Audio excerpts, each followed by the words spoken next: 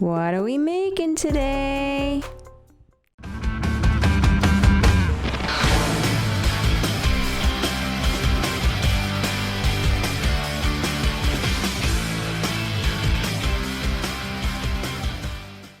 Hi, welcome to Yvonne Meets Food, where I share my passion for making food, eating food, as well as traveling the world to discover and eat even more delicious food. Today we're going to be making a Vietnamese meat specialty that is super yummy and all over Vietnam. You can also find it at Vietnamese restaurants in Western countries, and that is egg meatloaf. In Vietnamese, it's called jajun, and it's very much characteristic of meatloaves in Vietnam with all the different textures and layers of flavor that go into it. Vietnamese egg meatloaf is oftentimes served in broken rice dishes and with Vietnamese grilled pork chop. It's always very savory. It has a bit of a sweet and umami element, and there are all kinds of layers of textures. The traditional version uses minced pork, but we're gonna lighten it up today with some ground turkey. So I'm gonna show you how I make it at home, and we'll get to it right now. So jajun has a lot of different ingredients, but the great news is you basically just dump it into a bowl, mix it up, and then throw it into the oven. So for the base, you've got some ground turkey. So this is about 1 pound of minced turkey. We also have eggs. So there's going to be 6 eggs in total, but it's a little bit more complicated than that.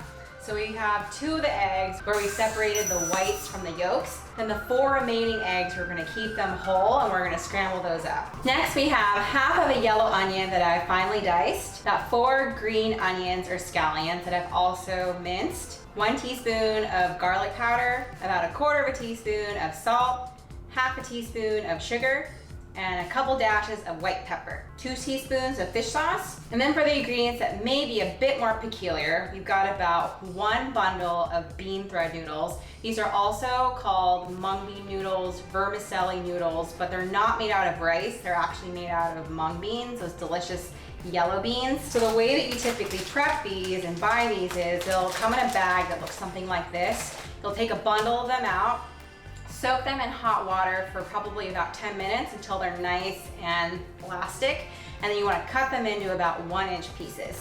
And the last ingredient is going to be cloudier mushrooms. These are also bought dehydrated, so you also want to soak them in hot water for about 10 to 15 minutes, drain and clean them out, and then finally mince them. Both this as well as the bean thread noodles are gonna add a really great textural contrast to this Vietnamese meatloaf. Everything except the egg yolks go into this mixing bowl, so keep that in mind.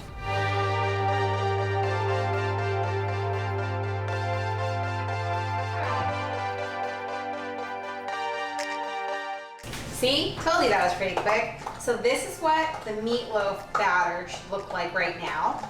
So now I just need to dump it into its mold. So for that, I've got an 8 by 8-inch square baking pan that I've already greased. We're going to add all this batter into this pan, and then we're going to add the pan into a 9 by 13 pan that is filled with hot water. So the purpose for this is it's basically called a bain-marie or a water bath. The water bath helps to make sure that the meatloaf cooks evenly and that, most importantly, no cracks happen on top of the meatloaf. We need the top of the meatloaf to be pristine, and so the steam from the bain-marie or the water bath will help keep it all together and crackless.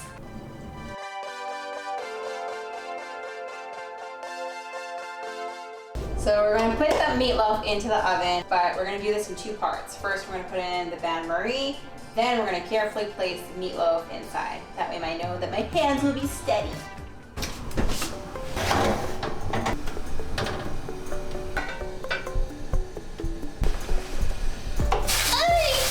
See, I have water splashes.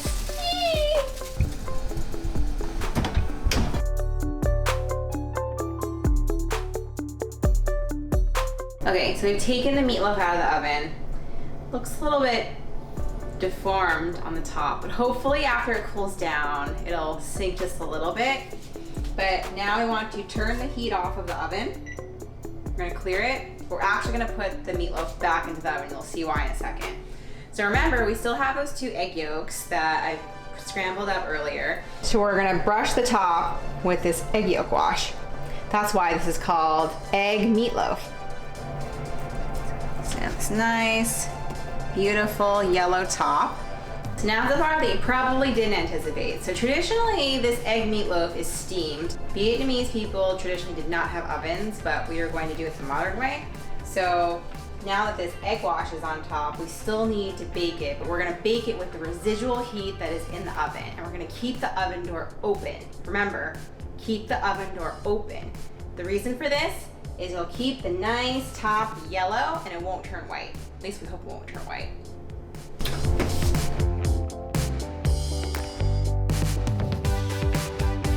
Okay, time to take it out. It's beautiful. And it's nice and yellow on top and not white, which is exactly what we wanted. So now we just need to let the jajun cool. I find that cutting up the meatloaf, whether it's Vietnamese meatloaf or American type meatloaf, it tends to be cleaner to cut it the next day.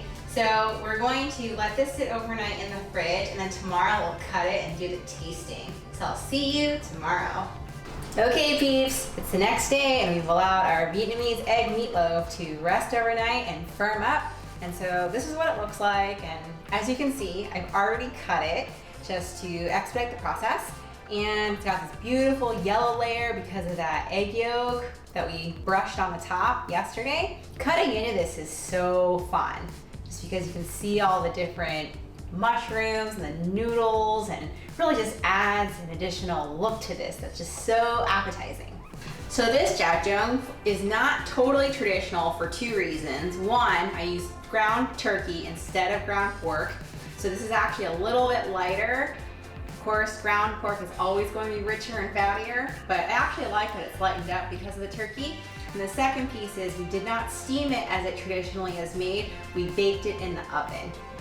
And so this is what it looks like after I've cut it up. So to be honest, I was debating between using an 8x8 square pan or using a regular loaf pan. And I kind of wish I'd use a loaf pan now because I wish that the meatloaf were a little bit higher, but no worries, the taste and the texture are all going to be the same. So now we're ready to take a taste. So here goes.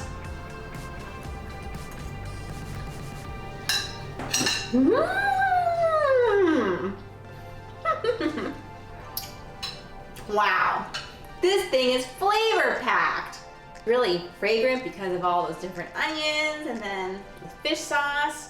It's got this great crunch from those woodier mushrooms that we used. Isn't it just fun to look at? You can see how spongy it is. Spongy, moist, flavor packed. And then a topping that would be delicious with this, and it usually always has a topping, is some nuoc cham. And so I actually have a video for nuoc cham. If you are not familiar with it, it is the most common and ubiquitous Vietnamese dipping sauce. If you just drizzle a little bit on top of this with rice, that would be heaven. So I hope you found this video entertaining and that it has inspired you to make jajun, or Vietnamese egg meatloaf. If you enjoyed this video, please give it a thumbs up. I would love to hear what your favorite meat dish is. Please remember to subscribe and hit the bell icon to get immediate notifications as soon as I upload my next video. See you peeps next time. Live yummy!